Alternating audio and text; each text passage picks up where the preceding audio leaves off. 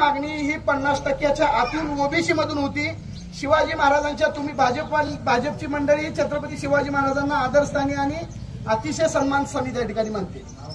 ज्या छत्रपती शिवाजी महाराजांच्या गुलालाची शपथ घेऊन एकनाथ शिंदे साहेबांनी, उपमुख्यमंत्री देवेंद्र फडणवीस आणि उपमुख्यमंत्री अजित पवार ह्या तिघांच्या संगनमतानं तुम्ही आम्हाला सगळे सोयरेच्या अधिसूचनेची शासन निर्णय करून त्याची अंमलबजावणी करतो म्हणून शब्द दिला होता।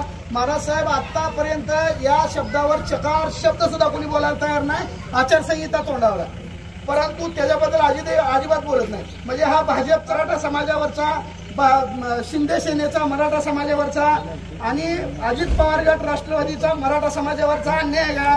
मराठा समाजात तसं मानायचं का?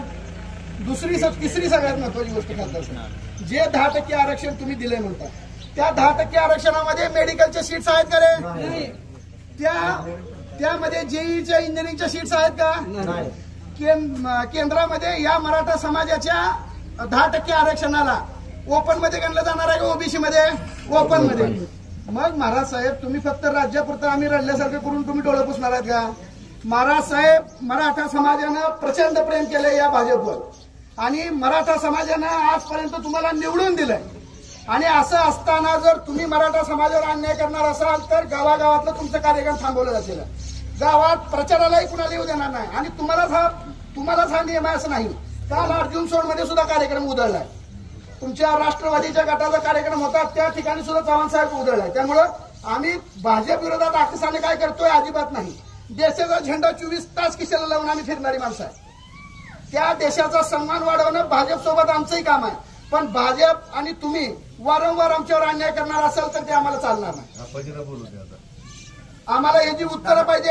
आमच्या सगळ्या सोयऱ्याच्या अधिसूचनेची शासन निर्णय होऊन त्याची अंमलबजावणी गरजेची आहे। महाराज साहेब आमच्यासाठी आपल्या डाव्या बाजूलाही आमच्या मराठा समाजाचेच प्रतिनिधी आहेत आणि उजव्या बाजूलाही मराठा समाजाचे प्रतिनिधी आहेत। इकडे भैया सुद्धा आमच्या समाजाचे प्रतिनिधी आहेत। भाजपमध्ये मराठा समाज मोठ्या प्रमाणावर आहे।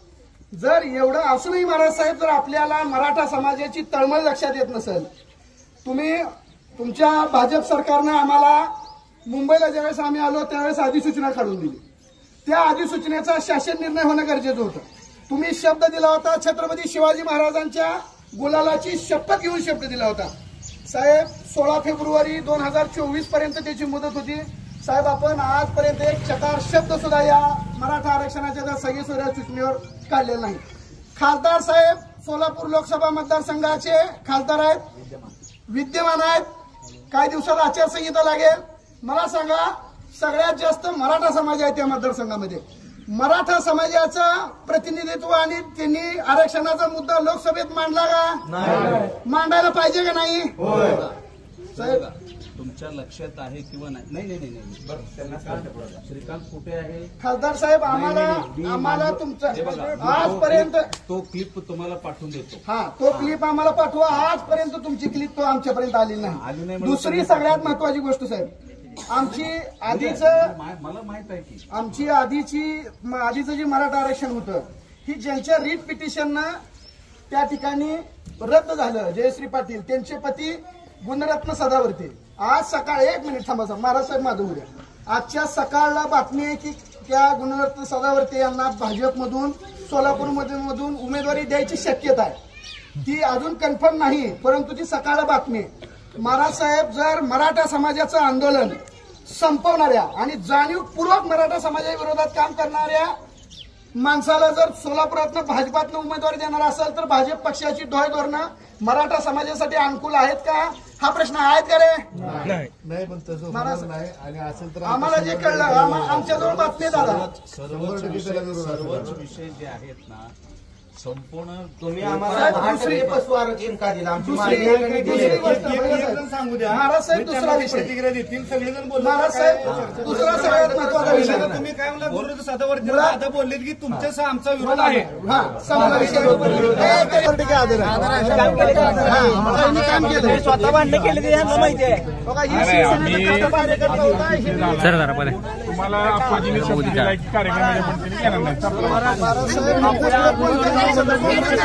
नाही. प्रणिती शिंदेचा दौरा आहे. उद्या प्रणित शिंदेचा दौरा आहे. प्रणिती शिंदेचा दौरा सुद्धा होणार नाही. आपणही कार्यक्रम करू नये एवढी आमची विनंती आहे. फक्त दुसरं काय मराठा समाजाला